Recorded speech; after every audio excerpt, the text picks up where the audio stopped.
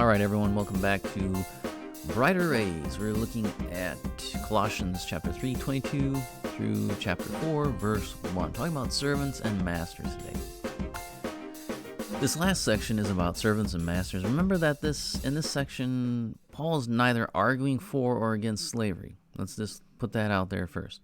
He is addressing the reality of the world that existed at that time. Of course, we know that many people like William Wilberforce and many others use the Bible to bring the end to chattel slavery that was in laws around the world, that was done around the world, not just in the U.S., but in other parts of the world as well. So we can be grateful for those people who actually listened to the Bible and used it to convince others and to show just the heinousness of human slavery, and we're blessed by that. What Paul says here, though, is that if you are a slave, then Christ is preeminent even in your slavery. So that relationship between slave master and slave, Christ is still first, not you. So he calls them to work as for the Lord and not for men, because ultimately that is the reality.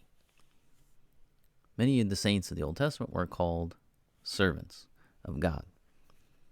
In the New Testament, the writers identified themselves as bondservants of Christ. Paul calls for a sincerity and a strong work ethic here. They weren't just to work just to make the earthly masters happy, but to work in a way that would please Christ. So there wasn't just to be people pleasers or just to do with eye service. They were supposed to please God by what they did. Because even if they received nothing from the earthly masters, they would receive an inheritance as a reward. So if their masters mistreated them, then God would avenge them and does not play favorites. He does not show partiality. Those who were in slavery shouldn't seek payback themselves, but should trust that God would punish those who mistreated his people justly. He will deal with them properly, and nothing you can do on this earth can punish them like God would punish them.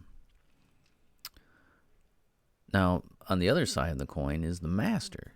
So the last command goes to those masters in the church who were there at the time to treat their bondservants justly, fairly, and equally. Remember, sometimes bondservants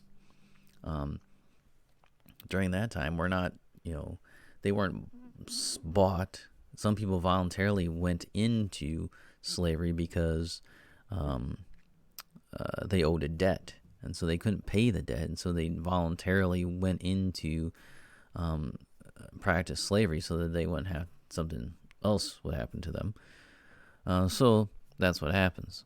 So Christian servants owed obedience and subjection to their masters, and masters owed fair treatment of justice, equity, and kindness to their servants.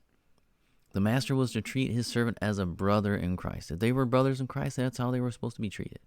Treat them with respect, integrity, just as he would want the servant to treat them. The master would also have to keep in mind that he had a master in heaven to whom he would have to give an account for every word and deed. And so that should change that relationship between master and slave. So the master should be seeking to set the slave free, just like Christ did, right? That's what he should. So if that was the case, if someone had to, if they bought the person, then they should set them free. But if the person was in bondage to them because they couldn't pay a debt or something happened that they had to voluntarily go into slavery, then the master should help the servant find a way to be free. Or sometimes slavery was voluntarily. And even as it says in Hebrews, you could volunteer for your life. Like, I got it made here. You treat me well. This is great. My family's here. We're going to submit to you and work in your home, work your land forever. And so in that case, too, there's that idea that you don't just work for them just to make them happy or just to please the master. You're trying to please the Lord. And the master is supposed to treat them as their master is treating them. And not with injustice and harshness, but to love them and to care for them. So the master must be just and fair. So the last command goes to those masters. And the master would also have to keep in mind that he had a master in heaven. So that makes a huge thing. Now, though, chattel slavery has been outlawed in the world, thanks to God, there's still slavery in the world. The most grotesque form that needs to be abolished in our country and around the world is sex slavery. But, an employee and employer is a limited bondage or servitude situation. Not all servitude is against a person's will. It wasn't back then either. So we enter into serving the owner of a company for a payment, or a sports player signs contracts that give organizations the use of their likeness and talent and time. Even the armed forces, whether voluntary or compulsory, is a limited form of bondage.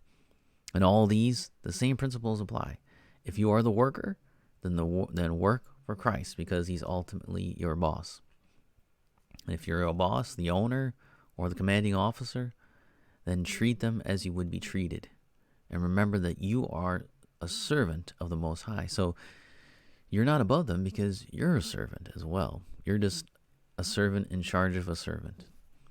And so in one sense, you're equal. You have authority, but in the eyes of God, as a person, as who you are, as how you ought to be treated, it's the same. So that's the end of today's lesson. Come back and we'll look at the conclusion to this section in Colossians.